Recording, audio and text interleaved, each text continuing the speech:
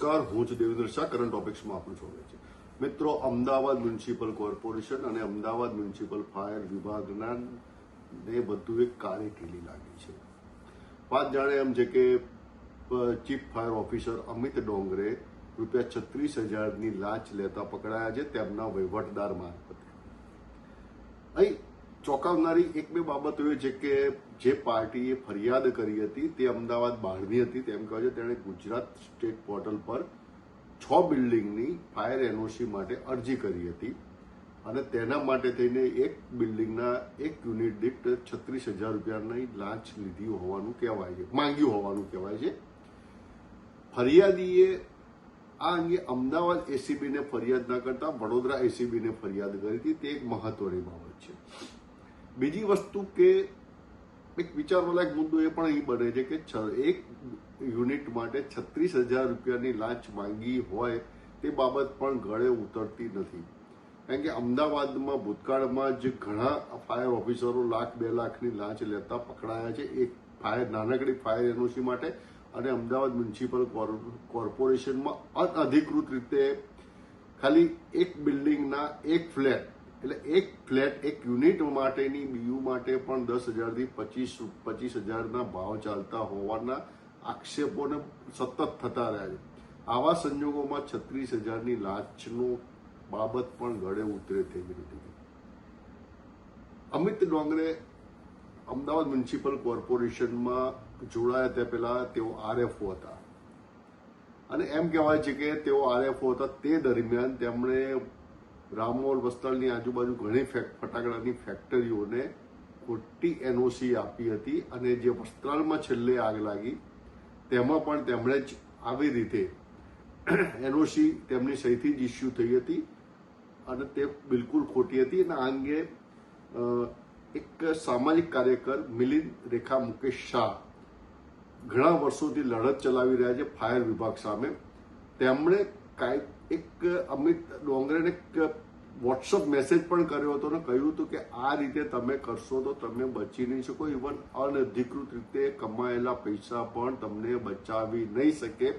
આવો એક મેસેજ કર્યો હતો જે અને એ આની 4 દિવસ પહેલા જ થયો હતો. આ એક સંજોગો છે કે 4 દિવસ પહેલા જ તેમણે આ મેસેજ કર્યો હતો અને 4 દિવસ પછી અમિત ડોંગરે એસીબીના હાથે રંગે હાથ ઝડપાયા છે. બીજી નોંધ એ પણ લેવા જેવી છે કે ફાયર વિભાગના મોટા ભાગના અધિકારીઓ આ બનાવ બન્યો તે પહેલા જયેશ ખડિયા 7 દિવસથી રજા પર ઉતરી ગયેલા છે. મિથુન મિસ્ત્રી સહિત અન્ય 3 અધિકારીઓ છેલ્લા 2 દિવસથી રજા પર હતા અને 50 જેટલા ફાયર વિભાગના નાના મોટા અધિકારીઓના ફોન લાંચ લેતા ઝડપાય તે દિવસ સવારથી જ સ્વિચ ઓફ થઈ ગયા હતા. આ બાબત પણ વિચારવા લાયક છે. આ તમામ માટે દોષિત કોણ? આ એક સવાલ દરેકના મનમાં ઉઠી રહ્યો છે. તો એક રીતે જોઈએ તો સત્તાધારી પાર્ટી શાસક પક્ષ પણ ક્યાંક ને ક્યાંક અહીંયા દોષિત સાબિત થાય છે. કારણ કે અમદાવાદ મ્યુનિસિપલ કોર્પોરેશનમાં ફાયર એન્ડ ઇમરજન્સી જેવા મહત્વના વિભાગ માટે કોઈ સબ કમિટી જ બનાવવામાં આવી નથી. તે સીધી ડીવાયએમસી થઈને મ્યુનિસિપલ કમિશનરની અંડરમાં આવી જાય છે અને મ્યુનિસિપલ કમિશનર જ તેની ખરીદીથી માંડી તમામ કામોની ફાઇલ સ્ટેન્ડિંગ કમિટી સમક્ષ મૂકે છે, રજૂ કરે છે. જેના કારણે ફાયર વિભાગના અધિકારીઓને મન ફાવે તેમ કામ કરવાની છૂટ મળી ગઈ હોય, મોકળું મેદાન મળી ગયું તેવું લાગી રહ્યું. ફાયર વિભાગના ઉચ્ચ અધિકારીઓ નહીં પરંતુ વર્ગ 3ના અધિકારીઓ કે વર્ગ 4ના કે વર્ગ 2ના અધિકારીઓ પણ આ રીતે જ કામ કરી રહ્યા છે. અને તેનું જીવંત ઉદાહરણ છે કે જમાલપુરમાંથી ₹55 લાખ કરતા વધુ રકમની ઉચાપત કરીને ફરાર થઈ જનાર વ્યક્તિ જેણે કે ફાયર કોલના કે અન્ય આવકના જે રોજે રોજના હિસાબ થતા હોય તેવી રકમ લઈને ફરાર થનાર વ્યક્તિ સામે હજી સુધી પોલીસ કેસ થયો નથી. આ બાબત છેલ્લા 1.5-2 વર્ષથી ચગી છે, બહાર આવી છે, છતાં પણ પોલીસ કેસ કરવામાં આવતો નથી. તેના પરથી જ સાબિત થાય છે કે આ બાબત અહીંયા ફાયર વિભાગના અધિકારીઓ કેટલી રાજાશાહીથી કામ કરી રહ્યા છે. એના કરતાં પણ વધારે શરમજનક બાબત એ છે કે 2012થી 2026 એટલે કે ગઈકાલ આજ સુધી જ્યાં સુધી અમિત ડોંગરે પકડાયા ત્યાં સુધીનો રેકોર્ડ ગણીએ તો ભારતના 4 રાજ્યોમાં થઈને એસીબીના હાથે ઝડપાયેલા અથવા તો આવક કરતાં વધુ સંપત્તિ ધરાવતા ફાયર અધિકારીઓમાં કુલ 17 કેસ નોંધાયા છે. તે 17 પૈકી 10 કેસ માત્ર ને માત્ર ગુજરાત રાજ્યના છે. ગુજરાતના ફાયર અધિકારીઓ પર સરકારની કે સ્થાનિક સ્વાયત્ત સત્તાની કોઈ લગામ રહી નથી તેમ સીધું સાબિત થઈ રહ્યું છે, કારણ કે 17માંથી 10 કેસ માત્ર ગુજરાત રાજ્યના છે. હવે આ કેસની એક એક કરીને વિગત હું આપને આપું છું કે આમાં કયા કયા જગ્યાએ ક્યારે કેસ નોંધાયા હતા. એમાં સૌપ્રથમ કેસ 2014માં નોંધાયો હતો, જેમાં અપ્રમાણસર મિલકતનો હતો, અને ત્યારબાદના જે કેસ છે તેની વિગત આ મુજબ છે. વર્ષ 2014માં વડોદરા મ્યુનિસિપલ કોર્પોરેશનના ચીફ ફાયર ઓફિસર 44.85 લાખની અપ્રમાણસર મિલકત માટે તેમની સામે એસીબીની કાર્યવાહી થઈ હતી. 28 December 2021 Rajkot Kirit Harpalbhai station officer class 3. મેં આગળ કહ્યું હતું કે દરેક વર્ગના છૂટ છે. કનક રોડ ફાયર સ્ટેશનમાં 2 ટાવરના બિલ્ડિંગની એનઓસી માટે 40,000ની લાંચ માંગી હતી. 2022 અમદાવાદ મ્યુનિસિપલ કોર્પોરેશન ડીએફઓ વત્તા ફાયરમેન 25,000ની લાંચ અંગે કાર્યવાહી.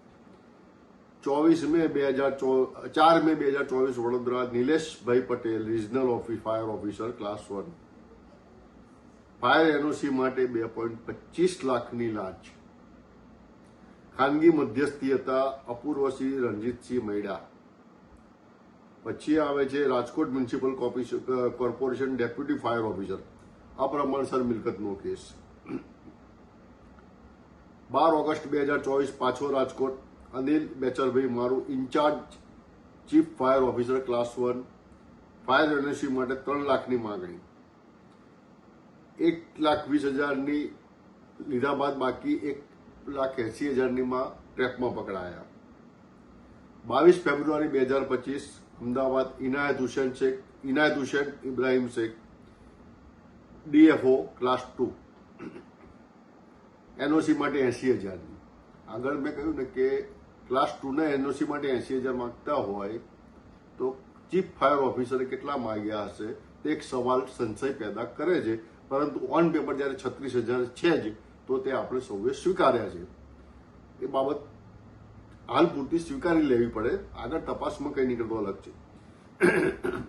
2026 ગોંડલ નગરપાલિકા સ્ટેશન ઓફિસર 50,000ની લાંચ. પછી 20 April 2026 Bhavnagar Maheshkumar Amrutbhai Patel deputy regional fire officer 79 સરકારી શાળાની પાસેથી ફાયર સેફટી પ્લાનની 5 લાખની માંગણી. 2 લાખની ટ્રેપમાં પકડાયા. અને 7 ઓગસ્ટે અમદાવાદમાં Amit Kumar Dongre chief fire officer class 1 પ્રતિ એનઓસી માટે 6,000 એટલે કે 6 બિલ્ડિંગના 36,000 મધ્યસ્થી છે ભાવસિંહ પ્રતાપસિંહ ઝાલા. આમ ગુજરાતમાં કુલ 10 કેસ જે નોંધાયા છે એમાં દરેકે દરેક કક્ષાના અધિકારીઓનો સમાવેશ થાય છે. અહીં આ કેસ બન્યા પછી એવી ચર્ચા ચાલી રહી છે, આપણી પાસે કોઈ પુરાવા નથી, સમર્થ નથી, પરંતુ બજારમાં જે ચર્ચા ચાલી રહી છે તે મુજબ કે ચીફ ફાયર ઓફિસર અથવા તો તેમના વહીવટદારો ગૂગલ પે કે બીજી અલગ અલગ પેટીએમ કે અલગ પે ફોન અલગ અલગ જે યુપીઆઈની એપ છે તેના મારફતે પણ મોટો વ્યવહાર કરતા હતા. આ એક એવી ચર્ચા ચાલી રહી છે, આક્ષેપો થઈ રહ્યા છે. આપણી પાસે ફરીથી કહું છું કે આપણી પાસે તેનું કોઈ સમર્થન આપણે કરતા નથી, કારણ કે આપણી પાસે તે કોઈ પુરાવા નથી. એટલે પરંતુ આ બાબતે રાજ્ય સરકારે જ અને અમદાવાદ મ્યુનિસિપલ કોર્પોરેશને ખરેખર વિચારવા જેવું છે કે આ જે ફાયર એનઓસી આડેધડ અપાય, ફાયર એનઓસી તો આપવામાં વિલંબ જ થાય છે, સમયસર અપાતી નથી, એટલે એમાં આ મોટું લેતી દેતી થાય છે. પરંતુ ફટાકડાની એનઓસી જે અપાય છે, આવી રીતે વાંચમાં જે થયું રામોલમાં, તેના માટે થઈને પણ કડક કાર્યવાહી કરવી જોઈએ અને સબ કમિટી એક બનાવવી જરૂરી બને છે કે જેની સમક્ષ આવી એનઓસીની ફાઇલો આવે, ચેક થાય અને પછી જ આગળ વધે. એ સિવાય આનો કોઈ પણ નિકાલ આવવાનો નથી. મેં આગળ કહ્યું તેમ કે મિલિંદ રેખા મુકેશભાઈ શાહે વાંચની રામોલની ફાયર એનઓસી માટે સીધા અમિત ડોંગરેને જવાબદાર ઠેરવ્યા હતા. તેમણે આ અંગે મ્યુનિસિપલ કમિશનર શ્રી સમક્ષ પણ 4 દિવસ અગાઉ જ રજૂઆત કરી હતી. તેમનું સ્પષ્ટ કહેવું છે કે અમિત ડોંગરેની સહી વગર આવી ખોટી ફાયર એનઓસી ઇસ્યુ થઈ શકે નહીં. આ બાબતે તેમણે લેખિતમાં પણ આપ્યું છે. અને અમદાવાદ મ્યુનિસિપલ કોર્પોરેશનના સત્તાધીશો હોદ્દેદારો હજી સુધી નિંદ્રાધીન છે. તે બાબત આપણા સૌ માટે શરમજનક છે. આવો જોઈએ આ બાબતે મિલિંદભાઈ શું કહેવા માંગે છે, આવો જોઈએ. નમસ્કાર સૌ દર્શક મિત્રો. આજે મીડિયાના માધ્યમથી એવું જાણ્યું કે સરકારે રામોલ ફટાકડા ફેક્ટરીમાં જે અગ્નિકાંડ થયો હતો અને એમાં 11 લોકો જે મૃત્યુ પામ્યા હતા એ દરેક મૃત્યુ પામેલા શ્રમિકના પરિવારને મૃત્યુ પામેલા શ્રમિક દીઠ 4 લાખ રૂપિયાની સરકારી સહાય કરશે. સહાય મળવી જોઈએ, એમાં કોઈ બેમત નથી. પણ શા માટે સરકારી સહાય છે? સરકારી સહાય એટલે શું કે કરદાતાઓના પૈસામાંથી થયેલી વહેંચણી એટલે સરકારી સહાય. કરદાતાઓની ફરજ સરકાર માટે છે, તો સરકારની પણ ફરજ કરદાતાઓ માટે બને છે. આ ઘટના બની એના માટેના જે જવાબદાર અધિકારીઓ છે એનું આખું એક લિસ્ટ, એની આખી એક એપ્લિકેશન મેં અમદાવાદ મ્યુનિસિપલ કોર્પોરેશને 30 જુલાઈના રોજ આપેલી છે. પ્રથમ દર્શીએ દેખાય એવા પુરાવાના આધારે કહી શકાય કે આટલા વિભાગના આટલા અધિકારીઓ આના માટે જવાબદાર છે. એ લોકોએ પોતપોતાના ભાગના પડીકા વેચીને આ કાંડ કર્યા છે અને લાયસન્સ ઇસ્યુ કર્યા છે, અથવા તો ગેરકાયદેસર રીતે કામ ચાલવા દીધું છે. કોઈના બાપની પણ તાકાત નથી કે સરકારની જાણ વગર કોઈ ખોટું કામ કરી શકે. તેમ છતાં ખોટું કામ થયું અને 11 માણસોનો ભોગ લેવાયો. તો આ 4 લાખ રૂપિયાની સહાય કેમ કરદાતાઓના જ પૈસામાંથી? શું એવું ના થઈ શકે કે જેટલા જવાબદાર અધિકારી દેખાય છે પ્રથમદર્શીય એ બધાની મિલકતો સીઝ કરીને મિલકતોના વેચાણમાંથી આ પૈસા દરેક પીડિત પરિવારને આપવામાં આવે? ખૂબ ગંભીર મુદ્દો છે. દર વખતે આવું થાય છે કે દર વખતે સરકાર 4 લાખ રૂપિયાનું પડીકા આપીને છટકી જાય છે પોતાની જવાબદારીમાંથી, અને પછી આગળ કશું થતું જ નથી.